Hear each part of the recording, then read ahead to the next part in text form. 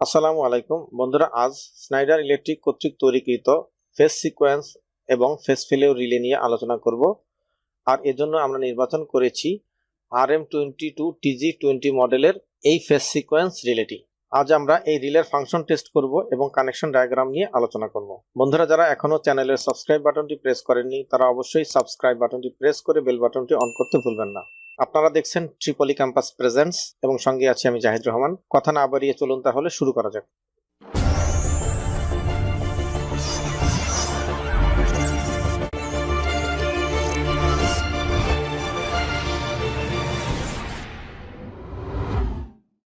বন্ধুরা, এখানে RM22TG20 মডেলের ফেস সিকোয়েন্স রিলের ওয়ারিং ডায়াগ্রাম দেখতে পাচ্ছেন। বন্ধুরা, এখানে L1, L2 এবং L3 এই তিনটি হচ্ছে এই রিলের ইনপুট। এই তিনটি ইনপুটের মাধ্যমে এই রিলেটি তার অ্যাকচুয়েটিং পাওয়ার পেয়ে থাকে এবং পাশাপাশি 3 ফেজ সিকোয়েন্স সেন্সিং এবং মিসিং সেন্সিংও এই তিনটি ইনপুটের মাধ্যমেই পেয়ে থাকে। এবং এর আউটপুটে আছে একটি ডিপিডিটি রিলে।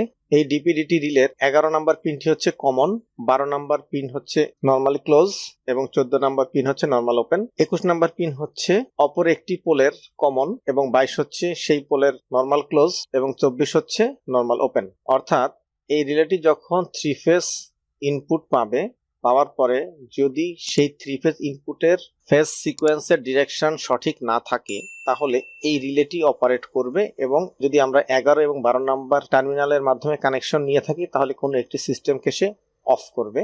আর যদি আমরা 11 নম্বর এবং 14 নম্বর টার্মিনালের মাধ্যমে কানেকশন নিয়ে থাকি তাহলে রিলেটি কোনো একটি সিস্টেমকে অন করবে। মোট কথা হচ্ছে আমরা যে সিস্টেমকে অ্যাক্টিভ বা ডিঅ্যাক্টিভ করব সেই সিস্টেমকে এই রিলে কন্টাক্টের মাধ্যমে সাপ্লাই প্রদান করতে হবে, ফলে উক্ত সিস্টেমটি অ্যাক্টিভ বা ডিঅ্যাক্টিভ হবে। এটি খুব সাধারণ একটি টেকনিক, এখানে হাইটেক কিছু নেই। চলুন তাহলে আমরা প্র্যাকটিক্যাল করে দেখি। বন্ধুরা, আজ আমরা একটি ফেজ সিকোয়েন্স এবং ফেজ ফেলিওর রিলের ফাংশন টেস্ট করব।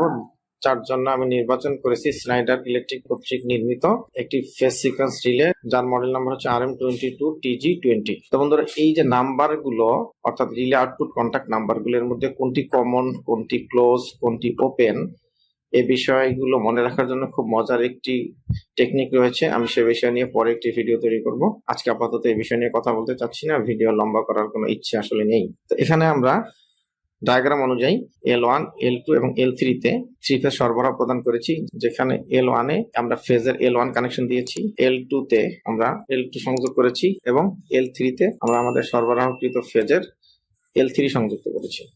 এখন এই অবস্থায় আমরা এই সার্কিট ব্রেকারটিকে অন করব এবং এই রিলের ইন্ডিকেশনগুলো লক্ষ্য করব। এই ইন্ডিকেশনটি হচ্ছে পাওয়ার ইন্ডিকেশন, যেটি গ্রিন লাইট, আর এই ইন্ডিকেশনটি হচ্ছে ট্রিপ ইন্ডিকেশন, ইয়েলো লাইট। অর্থাৎ এই লাইটটি যদি জ্বলে তাহলে আমাদের রিলেটি আমাদের রিলে আউটপুটে অপারেট করবে এবং কোনো সিস্টেমকে সে অফ করে দিবে, অর্থাৎ ফেজ সিকোয়েন্স ঠিক নাই বা ফেজ সিকোয়েন্স এরর সংঘটিত হয়েছে। আর যদি এই ইয়েলো বাতিটি না জ্বলে তার মানে হলো যে আমাদের সিস্টেমের ফেজ সিকোয়েন্স সঠিকভাবে আছে এবং সে অবস্থায় এই রিলেটি অপারেট করবে না। এখন আমরা এটি দেখার জন্য এই সার্কিট ব্রেকারটিকে অন করছি।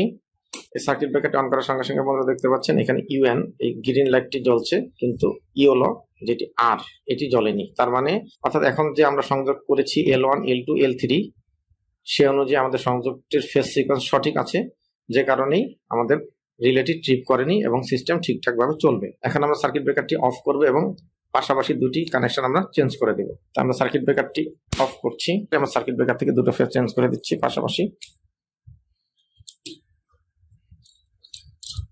আমরা এটি খুললাম এবং এটি খুললাম। এখন এই কেবলটি বের করে এটা এখানে দিলাম এবং এটা এখানে দিলাম। এবার আমরা পুনরায় আবার এটাকে টাইট করে দিচ্ছি।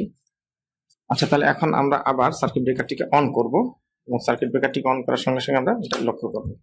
বন্ধুরা, দেখতে পাচ্ছেন আমাদের সার্কিট ব্রেকার থেকে দুটো ফেজকে পাশাপাশি এক্সচেঞ্জ করে দেওয়ার ফলে এখন আমাদের এই ইয়েলো এলইডিটি জ্বলে উঠেছে। তার মানে এখন এই ফেজ সিকোয়েন্স রিলেটি অপারেট করেছে, অর্থাৎ তার আউটপুটে এনসি কন্ট্যাক্টটি ওপেন হয়ে গেছে এবং এনও কন্ট্যাক্টটি ক্লোজ হয়ে গেছে। অর্থাৎ এই অবস্থায় রিলেটি সিস্টেমকে ট্রিপ করে দিবে।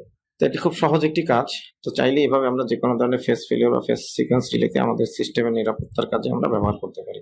আশা করছি আজকের এই ভিডিওটি আপনাদের জন্য ফেজ সিকোয়েন্স বা ফেজ ফেলিওর রিলের সংযোগ এবং অপারেশন কিভাবে হয় সেটি বুঝতে সাহায্য করবে। তাই সবাইকে ধন্যবাদ জানিয়ে ফেজ ফেলিওর এবং ফেজ সিকোয়েন্স রিলের আলোচনা এখানেই শেষ করছি। সবার প্রতি শুভকামনা রইল। আল্লাহ হাফেজ।